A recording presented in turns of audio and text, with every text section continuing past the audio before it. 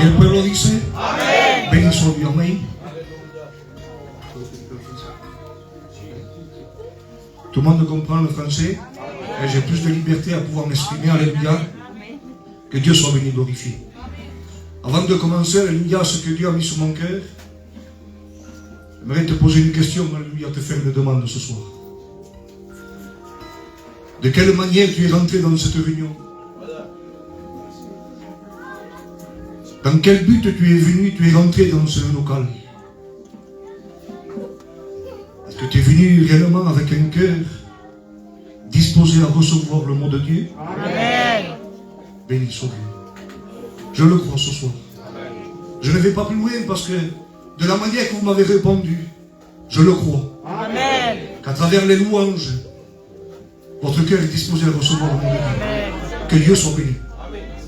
Vous savez, quand nous faisons les réunions, alléluia, ce n'est pas simplement pour passer un temps. Je suis un frère qui a fait des écoles bibliques avec Johan, alléluia. Si Dieu le permet, dans quelques mois, nous sommes reconnus. Et dans mon cœur, ça frappe vraiment très fort. Ça va faire 1 an.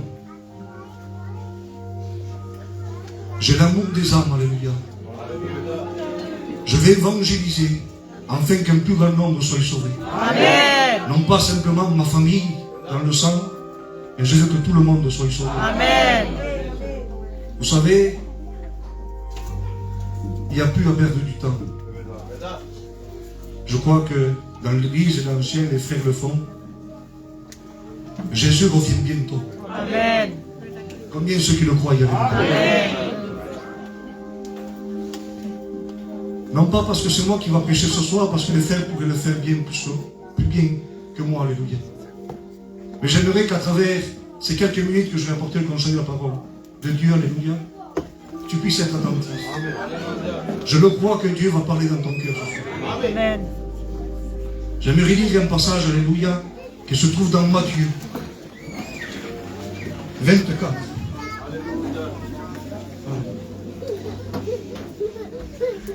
Matthieu 24, au verset 37. Et la Bible dit comme cela. Ce qui arriva du temps de Noé arrivera de même à l'avènement du Fils de l'homme. Que Dieu soit béni. Amen. Pour la gloire.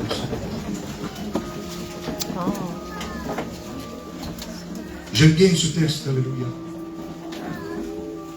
La Bible dit comme cela. Ce qui arriva du temps de Noé arrivera de même à l'avènement du Fils de l'homme. Qu'est-ce que ça veut dire? Mais je vais vous commenter l'histoire de Noé, alléluia. La Bible déclare dans Genèse que le péché était à son comble, que le cœur de l'homme se tournait chaque jour vers le mal, et que Noé trouva grâce aux yeux de Dieu. Laisse-moi te dire qu'au jour d'aujourd'hui, le monde ne t'apporte rien de bon, et bien au contraire, t'apporte la tristesse, l'angoisse, l'amertume, la division dans ton foyer, dans les familles. Et je rends gloire à Dieu, car au jour d'aujourd'hui, Dieu choisit des hommes parmi des autres pour pouvoir apporter le conseil de la parole de Dieu. Amen. Que Dieu soit béni. La Bible déclare que Noé trouva grâce aux yeux de Dieu. Et voilà que Dieu parle à Noé, il dit comme cela. Noé, tu vas construire une arche. Et toi et ta famille, vous allez être sauvés. Je vous commente avec mes mots, alléluia. Est-ce que vous êtes avec moi ce soir? Amen. Béni soit Dieu. Et ça, c'est moi qui le dis. Ce n'est pas écrit textuellement dans la Bible, c'est ma pensée. Sûrement que quand Dieu a parlé à Noé, la Bible ne le détaille pas, mais il a mis entre 80 et 120 ans. Entre 80 et 120 ans pour construire cette arche. On va mettre une moyenne de 80 ans. Pendant 80 ans qu'il construisait cette arche, c'est ma pensée. Je pense que Noé, à travers ces années-là, a dû parler à son peuple, à son village, à sa famille, en train de leur dire, ce n'est pas bien ce que vous faites, repentez-vous. Demandez pardon à Dieu. Car Dieu m'a parlé. Et il a dit qu'il allait avoir un déluge. Quand, je ne sais pas. Mais bientôt, Dieu m'a promis qu'il allait avoir un déluge. Et que moi et ma famille, nous allons être sauvés. Laissez-moi vous dire, comme je vous ai dit tout à l'heure, Dieu m'a appelé à son service. Et ça va faire bientôt 3 ans. Combien ça fait de temps, l'ancien qui prêche la parole ici dans cette église? Ça fait 28 ans. Combien ça fait de temps que tu écoutes la parole de Dieu? Que tu viens dans l'église, dans celle-là ou peut-être dans une autre, que tu écoutes la parole de Dieu, que Dieu parle à ton cœur, et tu dis non. Laisse-moi te dire que c'est le choix que tu as choisi, de dire non. Mais ce soir, tu peux dire oui à Jésus. Amen. Ce soir, tu peux ressortir d'ici, non pas de la même manière que tu es rentré, mais ton nom peut être inscrit dans le livre de vie. Amen. Ce soir, tu peux être un enfant de Dieu. Moi, je le crois ce soir. Je ne sais pas ce qui te tient captif, mais ce soir, tu peux être libre au nom de Jésus. Que Dieu soit béni. Voilà que Dieu parle à Noé, lui dit de construire l'arche. Et comme je vous ai dit, c'est ma pensée. Seulement que pendant ces années, Noé a parlé à sa famille, à son village, à ses copains, sa famille. Et voilà qu'il est arrivé un jour que l'arche était finie. Et la Bible déclare que ses 3 belles-filles, ses 3 fils, rentrent dans l'arche, bien sûr les animaux. Mais la Bible déclare, c'est la Bible qui déclare, que quand Noé est rentré dans l'arche, Dieu ferma la porte. Si ou non? Dieu ferma la porte. Qu'est-ce que je veux dire par là? Que ce soir, les portes de la grâce sont toujours ouvertes. Amen. Jésus nous a promis qu'il va revenir nous chercher. Mais celui ou celle qui est prêt ou prête, que celui qui n'aura pas donné son cœur à Dieu, qui n'aura pas demandé pardon. Je vous demande pardon, mais des fois, bien des fois, pour ma part, je n'ose pas le dire. Mais je le dis quelquefois. Et ce soir, je le dis, alléluia. Celui qui n'aura pas fait la paix avec Dieu restera ici. Je vous demande pardon. Je ne suis pas là pour vous blesser ni pour vous vexer. Mais je suis là pour vous dire la vérité. Amen. Que si tu n'es pas prêt, si tu n'es pas prête, si Jésus revient ce soir, pose-toi la question. Fais-tu partie de ce voyage? Amen. Ne me réponds pas, c'est entre toi et lui. Je te le dis en vérité, à travers les cantiques, pendant les frères qui chantaient, pendant que la chorale chantait, j'étais béni sur ma chaise. La Bible déclare que 2 ou 3 réunions en son nom, Jésus se trouve. Ce soir, Jésus est au milieu de nous. Et ce soir, Jésus veut te bénir. C'est à toi à l'accepter ce soir. Comme on dit bien souvent, tu as le libre arbitre. Il ne te force pas. Mais lui, il te propose. Il y a 2 endroits où passer l'éternité. Il y en a un qui est loin de Dieu, dans le lieu de tourment. Là où même le diable et ses démons ne veulent pas y aller. Est-ce que vous imaginez un peu? Là même le diable ou ses démons ne veulent pas y aller. Je te demande pardon. Mais toi tu choisis d'aller là. Je t'en supplie au nom de Jésus. Ce soir, prends la bonne part. Amen. Vous savez, je me sens en liberté, alléluia. On ne finira pas la réunion si tu n'acceptes pas Jésus. Amen. Ce soir, il doit se passer des choses merveilleuses. Amen. Parce que Jésus se trouve au milieu de nous. Amen.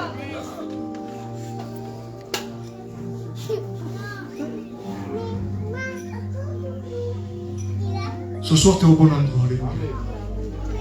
Je ressens la présence de Dieu, vous ne savez pas comment. Qu'il a gloire, Seigneur. Je te repose cette question. Si Jésus revient ce soir, est-ce que tu sens dans ton cœur que tu pars avec Jésus?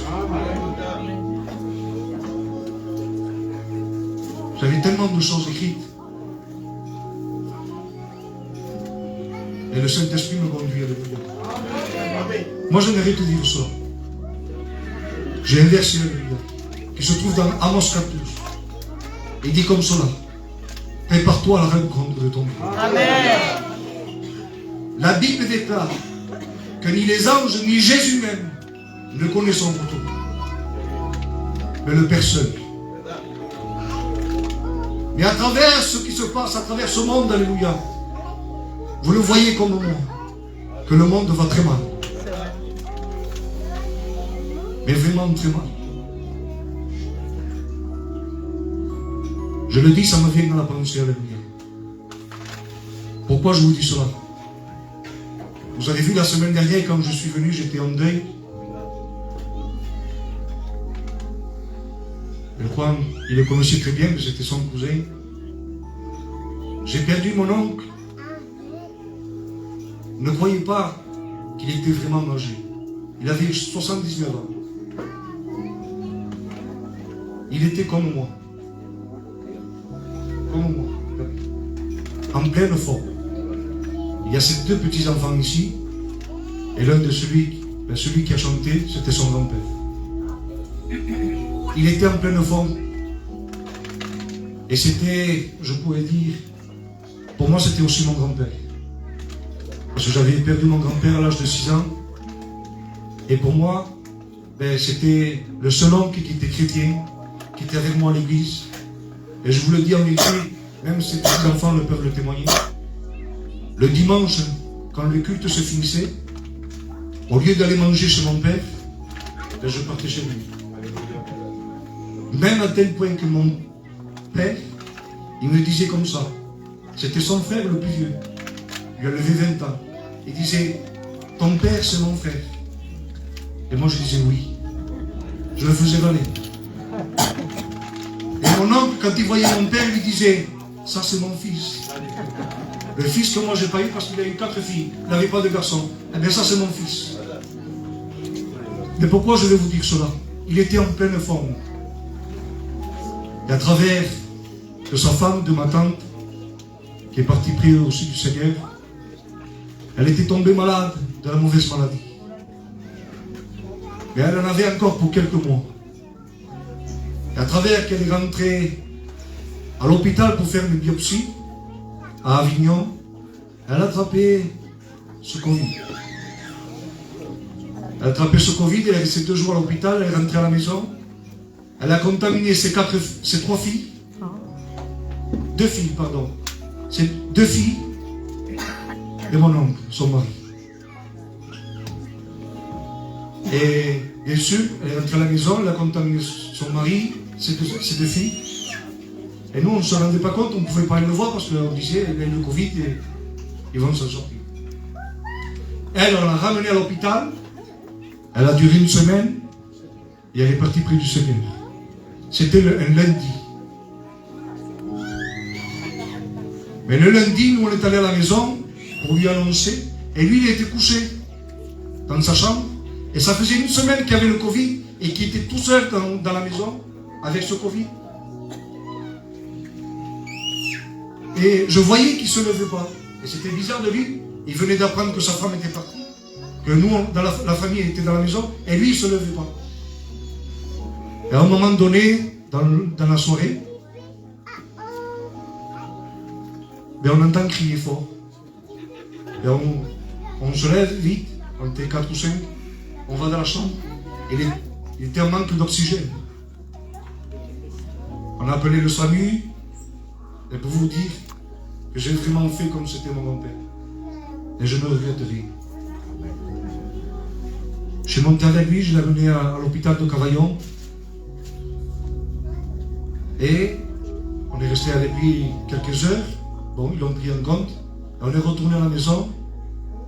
On a veillé de ma tante. On a fait l'enterrement, on ne s'est pas trouvé.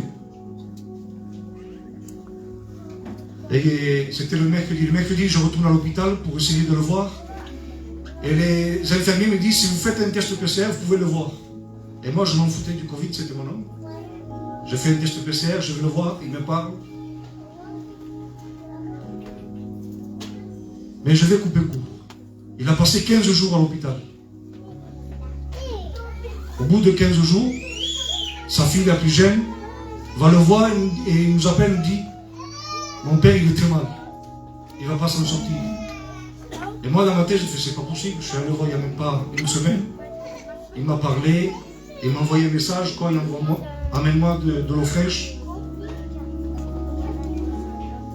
Et quand on est allé le voir, ben, il était à la Lagonie. Le lendemain, il est parti. 15 jours après, il est parti.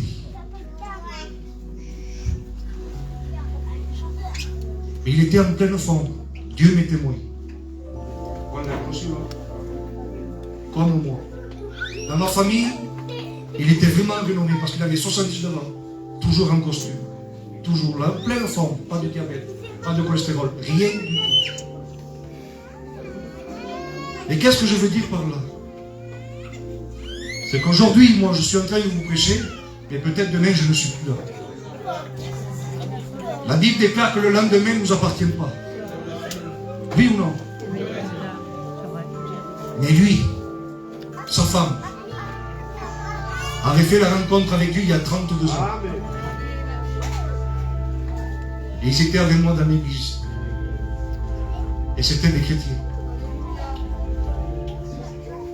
Et ça m'a coûté, ça a été la première fois. J'ai dû apporter quelque chose pour ma tante et pour mon oncle, au milieu de ma famille. Est-ce que vous croyez que la famille a compris?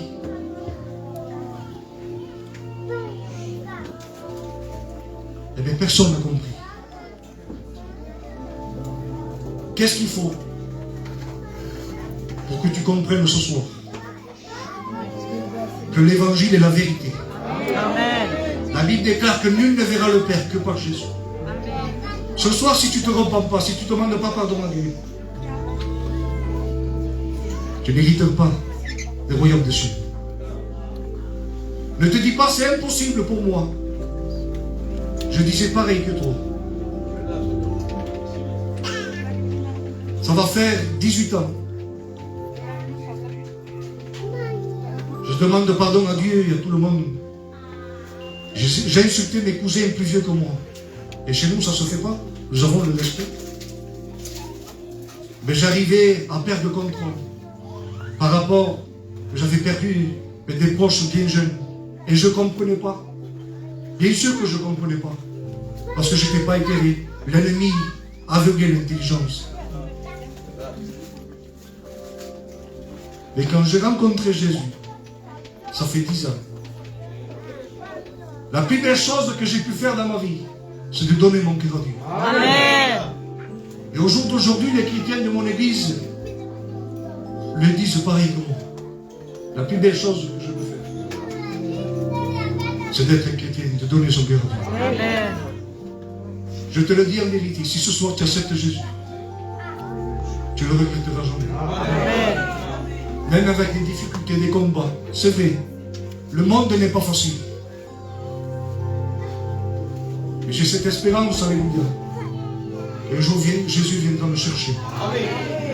Et je serai dans la paix et dans la joie. Que je reverrai mes proches, alléluia. Je ne suis pas là pour toucher les sentiments. Mais c'est venu dans mon cœur comme cela. La Bible déclare que ce qui est impossible aux hommes est possible à Dieu. Pour toi, peut-être c'est impossible. Mais pour Dieu, c'est possible ce soir. Est-ce que tu crois que Jésus ce soir peut te sortir de cette situation de laquelle tu te trouves ce soir? J'aimerais qu'on puisse s'incliner, alléluia.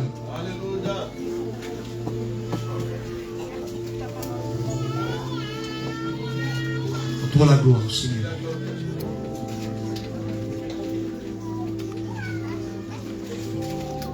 Que Dieu soit béni et glorifié. Je vais demander à Emmanuel de prier le Seigneur, alléluia. Et après, j'aimerais chanter un cantique et faire un appel. Dis la gloire, Seigneur.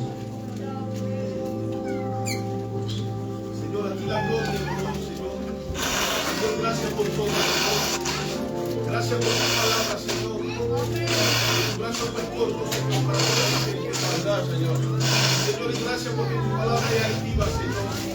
Tu palabra, Señor, es una espada, Señor. En el nombre de Jesús. Aleluya, Padre. Y gracias porque, Señor, sale del cielo, viene del cielo esa palabra, Señor. Señor, y gracias por tu palabra, Señor, en abundancia, Señor, porque tú te encuentras aquí, Señor. Aleluya. Señor, yo sé que el Espíritu Santo va a golpear tu corazón, Padre. Te vas a comprender, Señor. Señor, tu palabra, Señor. Y van a venir al arrepentimiento, Señor. Y gracias por tu siervo. Gracias por la alabanza, Señor. Y gracias por todo lo que hace por cada cual de nosotros. En el nombre de tu nombre. Y la gloria, Señor.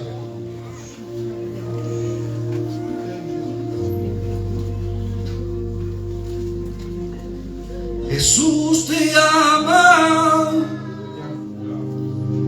Jesús te ama. Jesús te ama. Y por ti llama. Jesús te ama. Jesús te ama. Jesús te ama. Y por ti llama.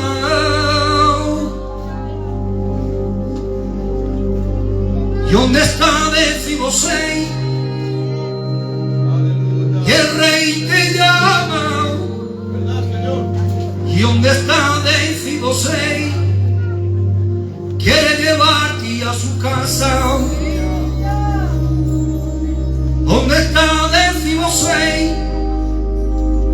Y el rey trae una carta. ¿Y dónde está Decibosei? Quiere llevarte a su casa.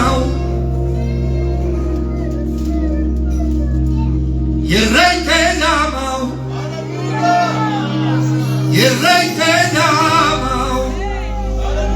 Ya no hay reproche, ya no hay mirada, ya no hay malas caras. El rey te llama. El rey te llama. Ya no hay reproche, ya no hay mirada, ya no hay malas caras. Y dice así: sana el cuerpo, sana el alma, sana el cuerpo, sana el alma, sana el cuerpo y sana el alma, sáname. Sana el cuerpo y sana el alma, sana el cuerpo y sana el alma, sana el cuerpo y sana el alma, sáname. Voilà, j'aimerais faire un appel avec toi. Tu le sais que Jésus t'aime. Amen. Et Jésus s'est donné à la croix pour moi, pour toi, et pour chacun d'entre nous ici ce soir.